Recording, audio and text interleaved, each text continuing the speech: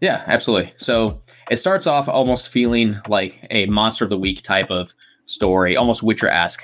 They are basically roaming mercenaries for hire who are protecting various villages and territories from these demons who seem to be cropping up more and more frequently. They're supposed to be kind of beaten or extinct, but they're starting to come back, and we don't know why. There is this cult that worships the demons as deities, and they think that that's connected to the demons' return. So they are trying to basically track down this cult and infiltrate them and find out why or how the demons are managing to return. While this is happening, they are actually being hunted by an extremely powerful demon known in Japanese lore as a daitengu. So it's based off, real Japanese mythology. And he has a blood vendetta against their family. So he's hunting them while they're trying to hunt down this cult.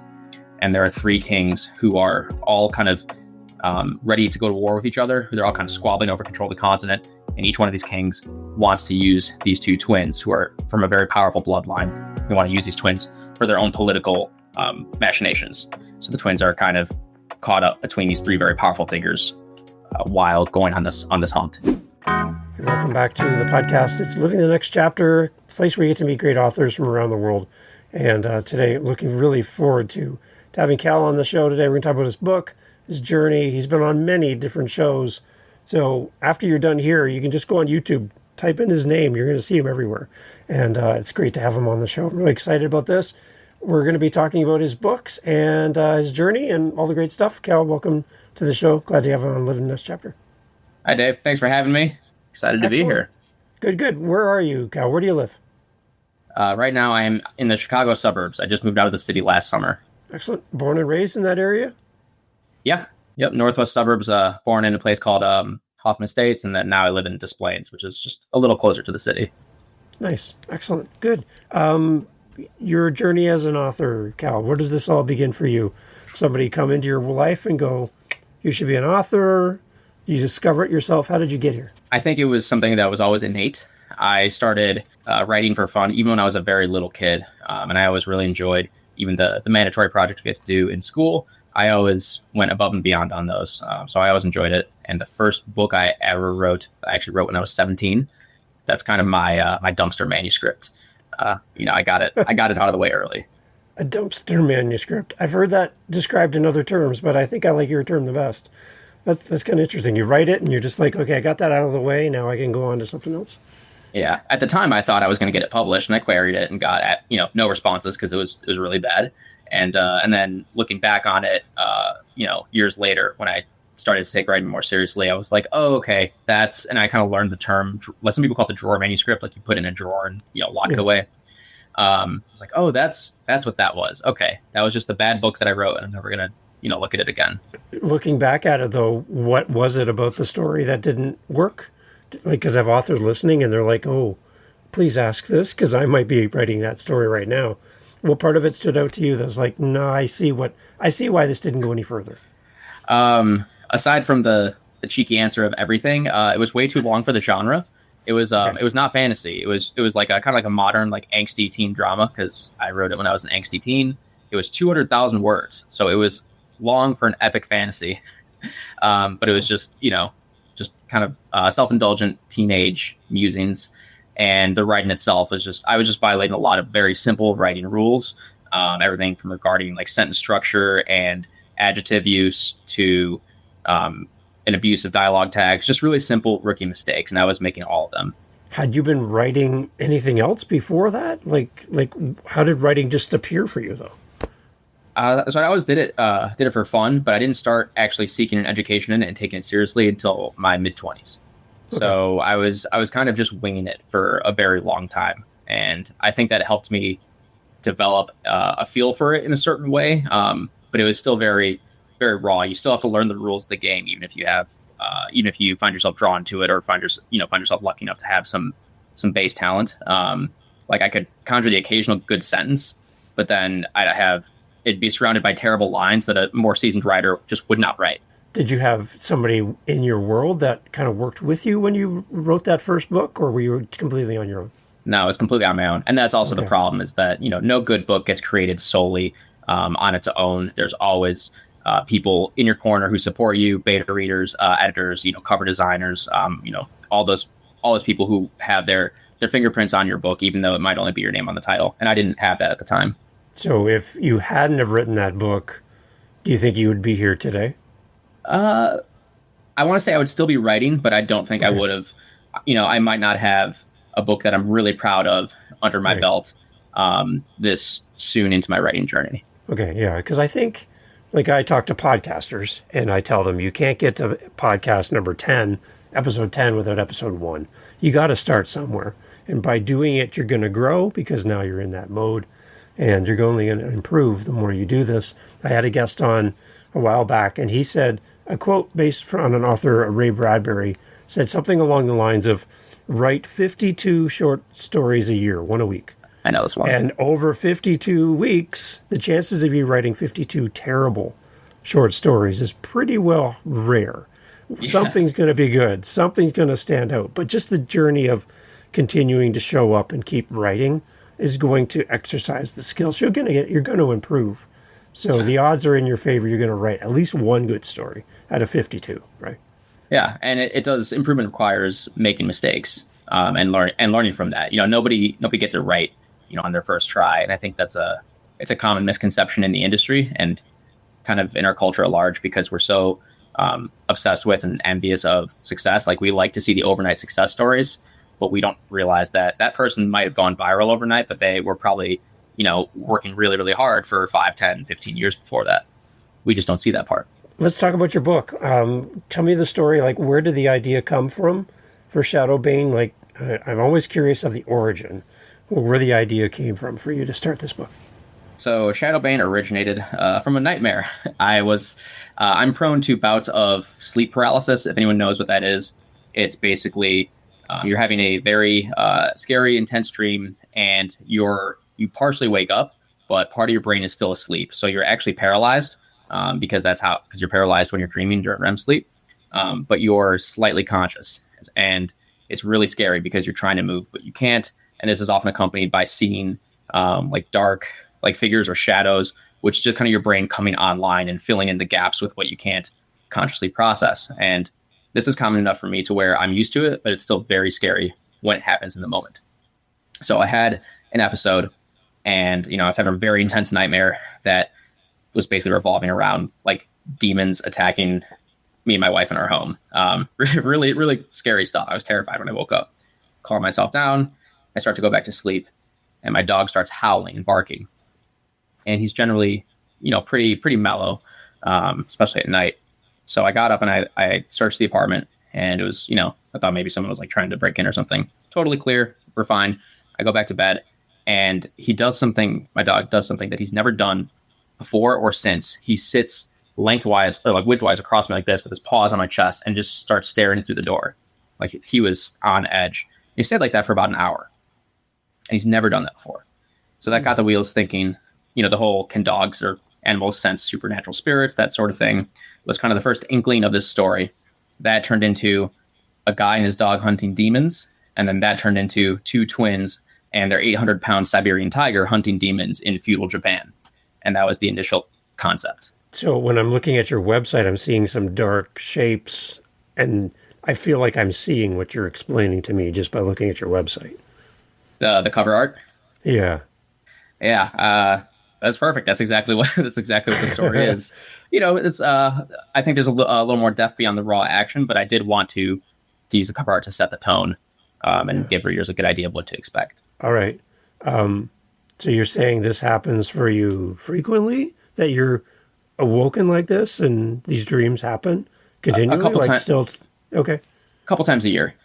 Really? So yeah. So it's not frequent. Like it's not like a weekly thing, but it's common enough, and it's been happening since I was a teenager. So it's enough to where I'm used to it. Wow. The reaction of your dog was the one thing that I'm really trying to process right now. Right.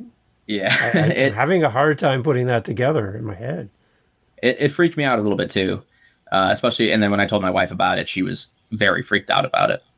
But I'm still here, and I got a good book out of it. So it's a very interesting way to get a book out of there. But okay, does she understand what you're seeing and dealing with in those moments when these dreams come your way? Yeah. Okay. All right. Because that would be hard to explain to somebody who has never had them, never experienced them. It sounds like something that just feels out of this world, I guess, in a sense. Yeah, it's I mean, it really freaked me out the first time it happened to me, but then I went and read about it, and then I was like, okay, this is not. I'm not a party of one. This has happened to multiple people. It's a psychological phenomenon. And I tend to be a pretty intense dreamer, so it's no surprise that like I have a lot of good dreams too, but my nightmares are pretty intense, and Yeah. and so this is just part of like essentially a sudden awakening from a very intense nightmare. And Okay. so there's just that like delay of your body and brain kind of coming back online. I'm interested on how you thought, well, I'm going to take this experience and turn it into a book. Like, was that something that came naturally to you, that this is what I want to do with this experience, or did that take time to kind of process that a book would be the result?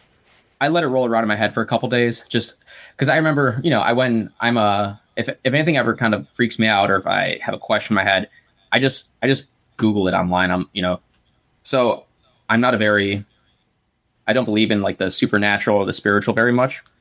I'm a pretty like science minded person, but I did Google, can animals sense, spirits, just to get a feel for what the lore is out there. And, the more I read about it, the more I thought this could be it was an interesting question, and my brain just kind of hung up on it. And I was like, this would be a cool concept for a fantasy book. Nice. And that's where it took me. Are you a fantasy reader yourself? Oh yeah. Yeah. Yep. Who are some of the authors that you feel drawn to? So my favorite author right now is Joe Abercrombie. He's kind of coined as like Lord Grimdark. He helped pioneer the genre back in the early 2010s. I'm also a big fan of Luke Skull, and who is also in the same genre. Pierce Brown, who's a sci-fi author. He writes the Red Rising series. And I grew up on, like when I was a kid, I got really into the Redwall series and Aragon. So it was more like children's fantasy. And then I switched to a kind of Dungeons and Dragons based fantasy called, the series is called The Legend of Drizzt, and it's written by R.A. Salvatore. And that was like a 20-book series that I got into as a teenager. So Wow. My taste has changed over the years a little bit as I've gotten older, but I've been reading it since I was, probably 9 years old. So for your audience, for your book, do you have somebody in mind as kind of your ideal reader, age range, the type of person that would be interested in this book? So probably it's definitely it's for adults. It's not like a YA book or anything. So I'd say like at the absolute youngest, it's like 17, 18. And people who like anime, I've been told that the book feels like an anime, but just written not in novel form. People who like very like dark, violent, character-driven stories. It's very action-packed, but there's a lot of it. All the conflict is precipitated by deep character moments. I wanted to kind of marry those two things and have a very action-driven story with a lot of depth behind it. So people who like animes such as like Berserk or Demon Slayer, in a setting that's closer to James Clavell's Shogun. People enjoyed the book or the FX show. That's kind of what the setting is like, and so it's kind of a mix of all those elements. Okay, all right.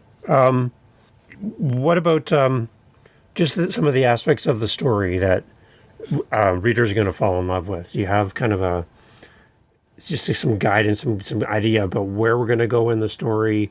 I just want to get people to connect with you as much as possible. Yeah, absolutely. So it starts off almost feeling like a monster of the week type of story, almost Witcher-esque. They are basically roaming mercenaries for hire who are protecting various villages and territories from these demons who seem to be cropping up more and more frequently. They're supposed to be kind of beaten or extinct, but they're starting to come back, and we don't know why. There is this cult that worships the demons as deities, and they think that that's connected to the demons' return. So they are trying to basically track down this cult and infiltrate them and find out why or how the demons are managing to return. While this is happening, they are actually being hunted by an extremely powerful demon known in Japanese lore as a Daitengu. So it's based off, real Japanese mythology. And he has a blood vendetta against their family. So he's hunting them while they're trying to hunt down this cult. And there are three kings who are all kind of ready to go to war with each other. They're all kind of squabbling over control of the continent. And each one of these kings wants to use these two twins who are from a very powerful bloodline. They want to use these twins for their own political machinations. So the twins are kind of caught up between these three very powerful figures while going on this hunt. Okay, all right. What kind of research do you do for this? Like, because you talk about there's like Japanese stuff there. You got all this kind of stuff you're pulling in from. Like you have the story in your mind, what you're visiting, but how do you fill in all the pieces? A mountain of research. So I would say the setting is feudal Japan, right? So the two big things I really like to research were the mythology. That's kind of the backbone of the world building, and then the culture. Because I did not just want to make a bunch of assumptions and then have things that were distinctly not authentic to that time period and that culture. So I tried to weave those elements in. So there was a website called yokai.com. Any sort of Japanese like deity, demon, spirit, entity are known collectively as yokai. And I cleaned out that website. I read like everything on there. And there's, a couple hundred, probably several hundred entries by now at this point. But I wanted to get a good base of inspiration for what kind of creatures do I want to include in the story. And then a lot of questions I had to research while I was writing it. They go into a village. I'm like, okay, what were Japanese feudal villages like? What were the buildings made out of? What sort of occupations and professions were there? And you find out lots of really neat little tidbits. For example, someone like a tanner or a butcher would have to live outside the village, and they were considered extremely low class because it was considered like a dirty, like filthy job associated with death, and there's a big taboo against that in Japanese feudal culture, and so they were actually looked down upon as like an outside caste, and so that's something that had I just been like, oh, they walked past a butcher's shop, that would have been inauthentic. Right, okay. That's interesting. I love history. I love learning about why things are the way they are. I do know that Japanese people, they're very into cleanliness and, everything is just so pristine, and that's really something they value. So that makes sense. And so it's the extension of that culture. Yeah. Yeah. Okay. Because you're not writing it from firsthand experience. You're not from Japan. So you have to kind of immerse yourself there to understand that. That's very interesting. Yeah. So there's a lot of research involved at every step of creation of for this book. What was hard for you in writing this book? That element, particularly the language, because I didn't want to just name things Asian sounding gibberish. I wanted to actually have it meaning. And so every term in the story is actually real Japanese, even like a made up term. So for example, like we might say, like the White Walkers in Game of Thrones, right? It's that's a clear term, and that explains why they're called that, and so on. So these two twins are descended from this powerful bloodline. Basically, they're descended from a god who centuries ago was hunting demons himself before he was killed, and so their bloodline is known as the Shikoken, and it means supreme sword. So, so I worked with the translator to help me develop these terms. That would be, authentic, like real Japanese, but that are still kind of manageable to a Western reader. So you're working with a translator. Mm-hmm. Okay. How do you find a translator to help you with your book in this sense? Because I wouldn't think it's a typical request. They come and work with an author and kind of be their sounding board. I got super lucky. So I'm a personal trainer. When my clients went to Japan, met a girl, ended up marrying her, but and she's French born, but she speaks English, French, and Japanese. She lived in Japan for the last 10, 12 years. So I was like, hey, can you introduce me to your friend? I have a project for her, and so I paid her. And it worked. That's amazing. The power of your network there. That's really good. That's great. You never know who's in a position to help you. You never know what skills or talents people in your circle might have. It's a good lesson for authors to lean on too, is to reach out to your community. You never know, maybe somebody can really help you.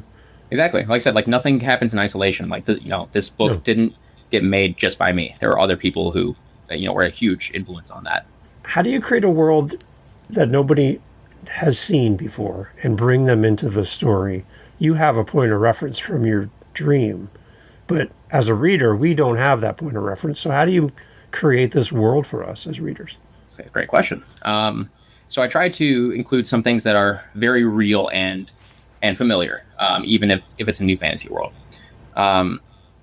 there are things that we still like. I think if you were to say picture like a Japanese farming village, you probably have an idea of what it looks like, right? You may not understand everything you see, but we can mostly form that mental image, what the rooftops look like, that there might be like rice paddies and stuff surrounding the village. And so Yeah.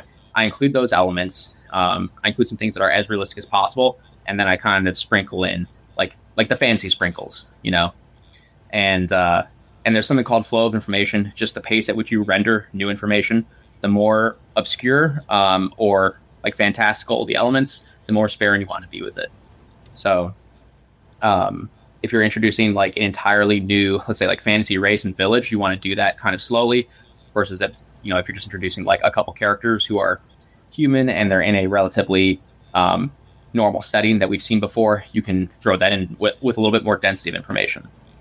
So, Okay. and that's just another like writing skill that you acquire by practice, knowing when to feed in new information for the reader, when to pull back and consolidate what you've already introduced.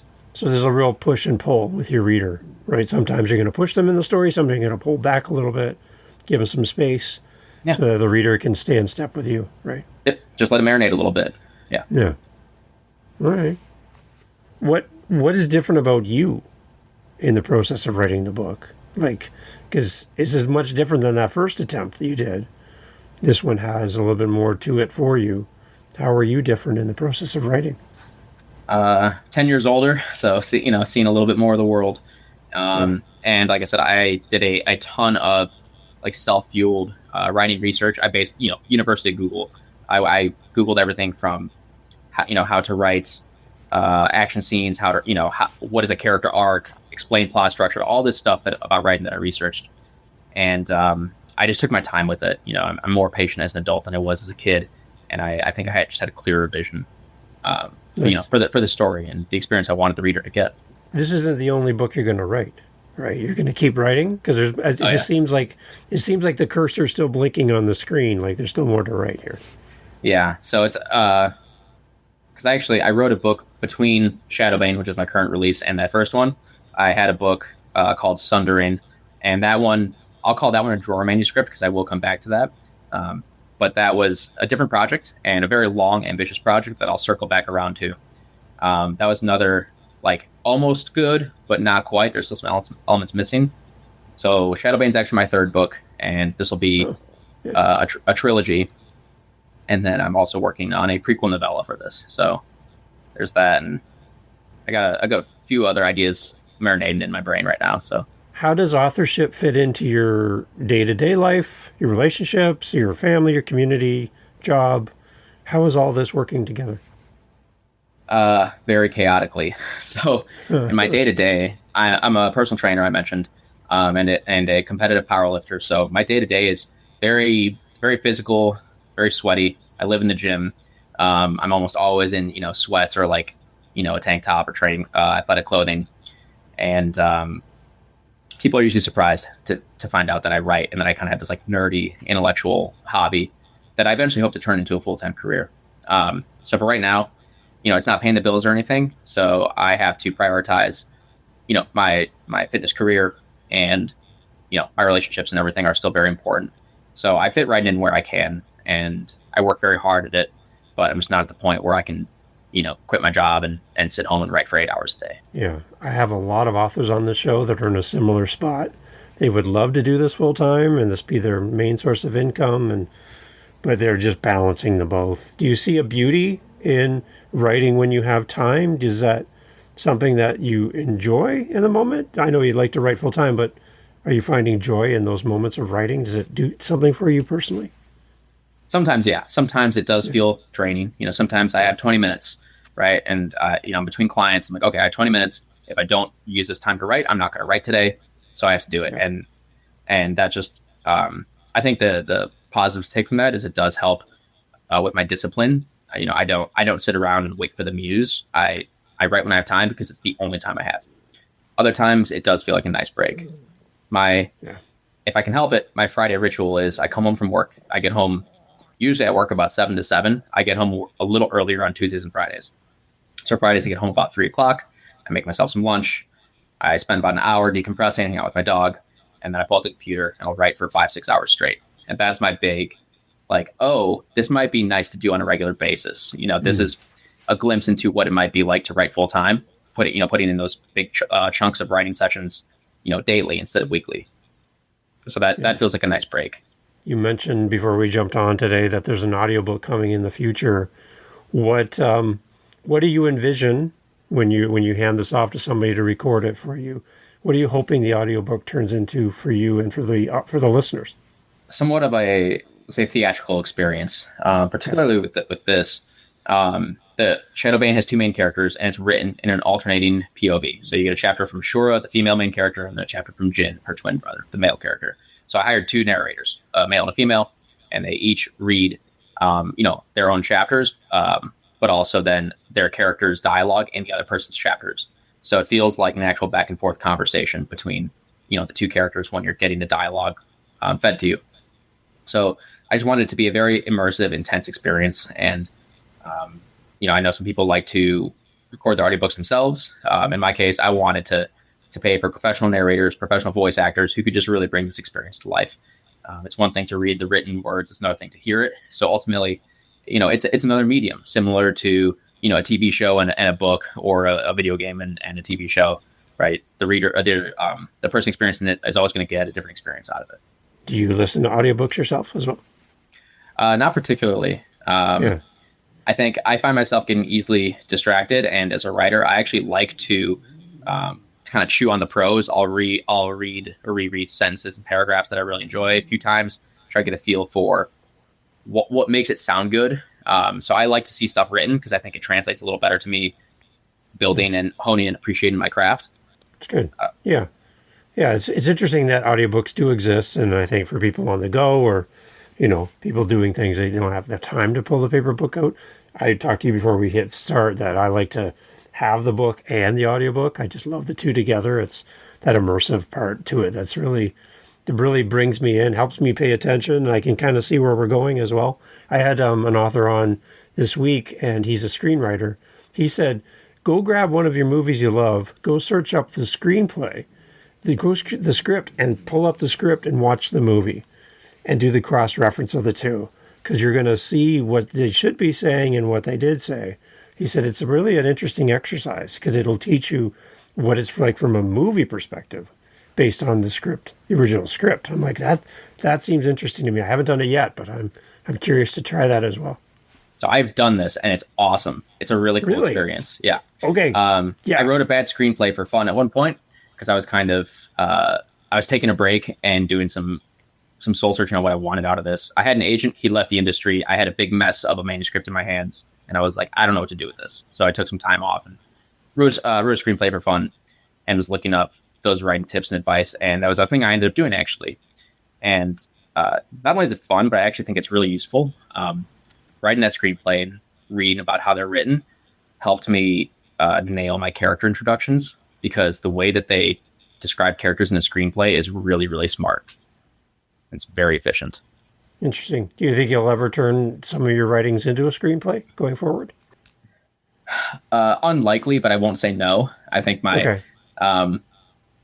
like words. I like a lot of them. And so I do better when I can have, 600 pages. Screenplays are really, really lean and mean. And that's the talent that makes a good screenwriter is that they're able just to crimp everything down to the absolute most essential pieces. And that's what a lot of writing advice is actually based on. Like show, don't tell comes from screenwriting. And it's still good advice for novels, but there's some nuance there. And their character description or character introduction advice, basically, you see in novels all the time where it's like, oh, they're 6 feet tall and they have, brown hair and blue eyes, and they're wearing this leather jacket and blue pants, and they're carrying this and that, and their nose is straight, and it's just kind of a list of traits. And then a screenwriter will be like, oh, like he's wearing a leather jacket, like the kind you might lend to a girlfriend. By the looks of, like, by the way he stood, you could tell he had plenty of them. It's like they kind of give the vibe, not like what he looks like. And it's such an interesting way to describe people, because it gives insight. It gives insight into like their characters and like their energy, and it's just a really like clean, efficient way to describe characters, and that's always stuck with me. If we could move a little short commercial for the book, Cal, for somebody listening, and they're like, "What's this book about?" They pull it off the shelf at the store, and they're like, "I don't know.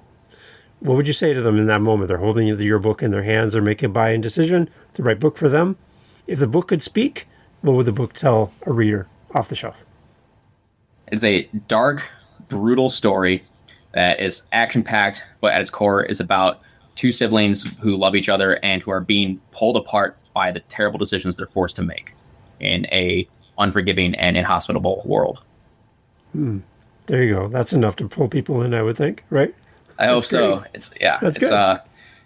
It's a dark and brutal story, but I think there's a lot for people there. There's a lot to appreciate about it if you dig into it. Any character you resonate really closely with out of the ones in your book? Definitely both main characters. There's kind of that, write what you know element. And so there are aspects of their personality that I share. I just might have to turn them up to like 11 in some cases. But, for example, the main character, Shura, she, as a woman in a feudal society, she's constantly like overlooked and underestimated, and she kind of has to fight for her place.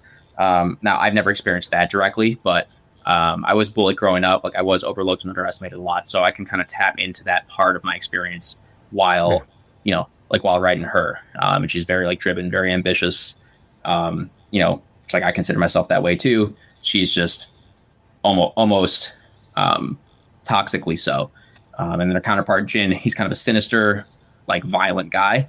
And I did combat sports. I compete in strength sports. I do have an aggressive side to me, and same thing where I can kind of tap into that when I'm writing him. So there's elements of both these characters that resonate with me. Nice. That's good. Well, yeah, it kind of humanizes them, so we have a sense of who they are too as characters, and we can identify with them as readers. I like that. It's good. So take us to the website, Cal, and kind of where we can connect with you more and learn more about the books. I'm excited to know there's more coming down the road, because when readers find an author they love, they're like, we want more. So yeah, take us to the website. So you can find me at callogan.com. I'm also very active on Twitter or X now, and Instagram. I think we can post my social links with this, right?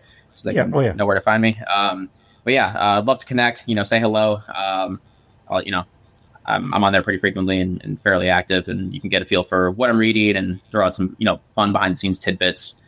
And I think, those are three main things I'm on. And of course, if you read ShadowBane and really fall in love with it, you can always follow me on Amazon and Goodreads. I write slowly, but I complete stuff. I promise not to Patrick Rothfuss or George R. R. Martin anybody. I will get these other books out. The second one will be out in 2026, and the third one is about 50% drafted. So, there you go. Yeah, they're cooking. Anywhere where you can see this dog that helped inspire writing the story? Is that like on your socials or anything? I post them on Instagram a little bit, and then actually, is he here? Yeah, he's in the room with me. Give me one second. All right. Here we go. Oh, come on. Oh, look at that face. Yeah, this is Rizzo. Rizzo. Hey, Rizzo. So yeah, he's not good with screens. He kind of doesn't realize that there's like stuff here, but there we go. There you go. He's on camera. He's cool. He's a mini dachshund, so he's kind of football sized, easy to carry around. He's very intimidating. He sounds intimidating. He's got some lungs on him. Yeah, there you go. Well, the dog helped inspire the writing. I like that. Excellent. It's great to meet you, Rizzo. It's awesome. Cal, thank you so much for doing this. Thanks for being on the podcast. We'll send everybody your way through your links and everything. I'd love to have you come back in the future. Keep us in mind. The new projects come up. I know the listeners love reconnecting with our guests, following your journey and seeing what's next. Yeah, I would love to come back. This is great. So thank you so much for having me. I had a great time. Excellent, everybody. All the information is always in the show notes. Go check out Cal's website. ShadowBane is the book. It's amazing. It's really good. You got to go check it out. All of the links, social links, everything's there as well. Cal Logan, everybody. Thank you, Cal. Thanks for being on the show. Thank you. Hey, thanks for listening to the podcast. Glad to have you here. I just want to let you know that you can always find out what we're doing live in the moment by going to our YouTube channel. Head over to livingthenextchapter.com. There'll be a link right there. Head over to our YouTube channel. Make sure you like, subscribe, do all the things that all the YouTubers love to say. And in our YouTube channel, a couple things. You're going to get advanced listens. You're going to get the episodes that we're working on in real time. So we record and post daily on our YouTube channel. I'd love for you to give us a follow over there. As well, we're making playlists. We have over 500 episodes. So finding the right episode for you, we're trying to group things into playlists. So if you like children's books, if you like business, you like historical fiction, we're grouping our authors together to make it a little easier for you to find your favorite next author. So head over to livingthenextchapter.com. And again, I'd love to hear from you. Hearing from the listeners of the show is great. And I just want to say thank you for being a part of the podcast family. And I look forward to having you back for the next episode. Thank you for being here. I really appreciate your time and your listen. Take care.